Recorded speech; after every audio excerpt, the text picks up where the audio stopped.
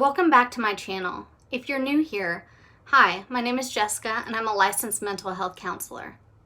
Today I wanted to talk about love in honor of Valentine's Day. I'm not a marriage and family therapist, so I'm going to steer clear of anything solely based on romantic love. If you're looking for that, please check out any book written by John Gottman. He is definitely the go-to expert in that department. Today, let's talk about the 5 different love languages, a phrase coined by Dr. Gary Chapman. These love languages show us different ways that we express and receive love. For me, Valentine's Day is not just a day for romantic love. It's a day where we get to celebrate friendship, familial love, romantic love, and even self-love. The 5 love languages can be used to enhance all kinds of relationships. It's not just for the lovebirds out there. A side note to all my single people, you're beautiful, worthy, and amazing. And you don't need a romantic relationship to validate that for you. Cultivate and appreciate the love you have around you, create the love within you, and when a romantic relationship does come along, they will be adding to the relationship and not trying to fill a deficit. They will be adding to the joy and purpose that already lives inside of you. The 5 love languages are words of affirmation, quality time, acts of service, gifts, and physical touch. Each and every person has a preferred love language. It's really important to identify your love language, but also that of the other person. If you're communicating through someone else's love language, they are more likely to feel the positive emotion and connection.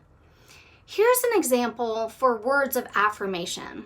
When communicating with someone whose love language is words of affirmation, be sure to encourage, affirm, appreciate, empathize, and practice active listening.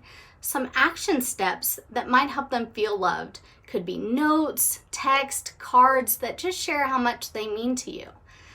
If physical touch is their love language, well, those are the Olafs of the world because they love warm hugs and high fives. If their love languages is gifts, I want to make a note here. It's the meaning behind the gift that matters.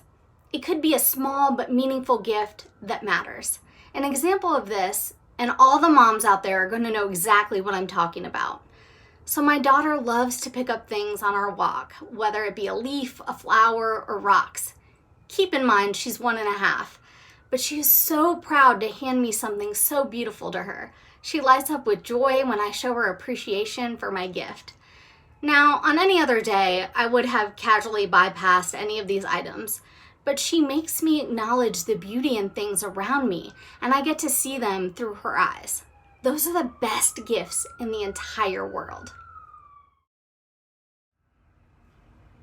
Up next, we have quality time, which just happens to be my primary love language. We love uninterrupted and purposeful conversation and absolutely love one-on-one time. In this crazy world, I feel like this one is the hardest to make happen, especially for those parents out there. I get it. You're burnt out serving everyone else's needs. You have to create margin in your life in order to make this a priority. Schedule quality time if you have to. Set the intention and follow through. The last one is acts of service. These are the folks who like to do things for others. My husband is a great example of this. He's always willing to do things that make my life a little easier. He fixes just about anything around the house and builds things for our daughter. That's not my particular skill set, but I think we make a good team. So what happens if you have a different love language than someone else? Well, that's a great question. First, you need to identify what your love language actually is. So for that, I've added a link in the description for a free love language assessment. Once you find out what your love language is, you then gain insight into what makes you feel loved and how to get your needs met. Then you identify what you think the other person's love language is and begin intentionally expressing love through the lens of their language.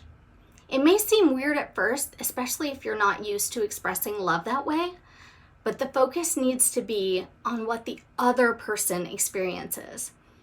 They'll feel seen and understood. Isn't that what we all want in the world? Just a little more love? But not just on Valentine's Day, but 365 days a year.